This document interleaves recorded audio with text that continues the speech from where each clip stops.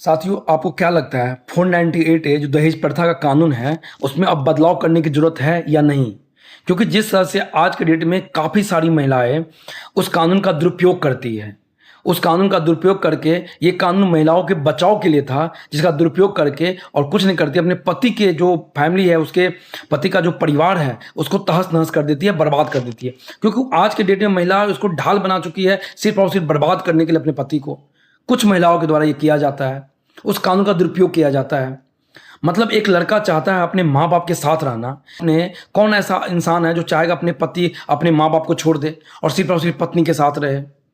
और सबसे problem start यहीं से शुरू होता है, क्योंकि जो महिलाएं होती है उसको चाहिए इंडिपेंडेंट, चाहती है इंडिपेंडेंट जिए, वो चाहती है इंडिपेंडेंट रहे, वो चाहती नहीं है कितने लोगों का खाना बनाए, सबकी सेवा करे। और समस्या वहीं से शुरू होती है जब उस लड़की पे दबाव डाला जाता है ना, जब सास ससुर के द्वारा दबाव डाल जाता है, पति के द्वारा दबाव डाल जाता है, तो वहीं से कहानी शुरू होती है। और इसका क्या होता है, कुछ महिलाएं क्या करती है, गलत इस्तेमाल करती है पति के परिवार को बर्बाद करने में। मतलब यहाँ पे ये है कि एक पति को अपने माँ बाप को छोड़ देना चाहिए और उस पत्नी के साथ रहना चाहिए इंडिपेंडेंट। तब कभी भी है ना, ये दहेज प्रथा एक्ट नहीं लगाएगी उसकी पत्नी। तो उसकी पत्नी इसलिए एक्ट लगाती है क्योंकि मतलब वो चाहती है कि हम जैसे मन वैसे जिए।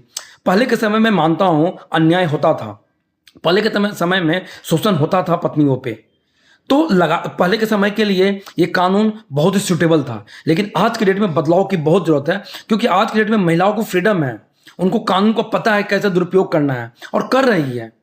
काफ़ी सारी महिलाएं कर रही है। कई सारे फल्स केस आपको कोर्ट में मिलेगा। अरे माँ बाप कहाँ जाए, मजबूरी में कई सारे पति अपने माँ बाप को वृद्धाश्रम में छोड़ आते हैं। क्यों छोड़ आते हैं? क्योंकि पत्नी साथ में रहना नहीं चाहती है, हमेशा क्लैश करती है, हमेशा कोई ना कोई मुद्दे पे विवाद होते रहता है। और सबसे बड़ा रीजन यही है। और बूढ़े माँ बाप कहीं जा भी नहीं सकते कंप्लेन करने के लिए, क्योंकि उनके पास कोई ऐसा ढाल नहीं है, इनके पास कोई ऐसा कानून नहीं है जो अपने बच्चे और पुतों के खिलाफ कंप्लेन कर सके।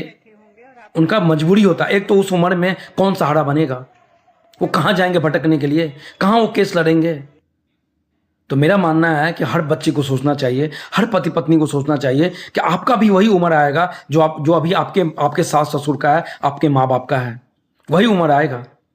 तो कभी भी एक तो 498 ए का आप मिसयूज मत कीजिए, आपके प्रोटेक्शन के लिए बना है, आप ऐसा मत कीजिए।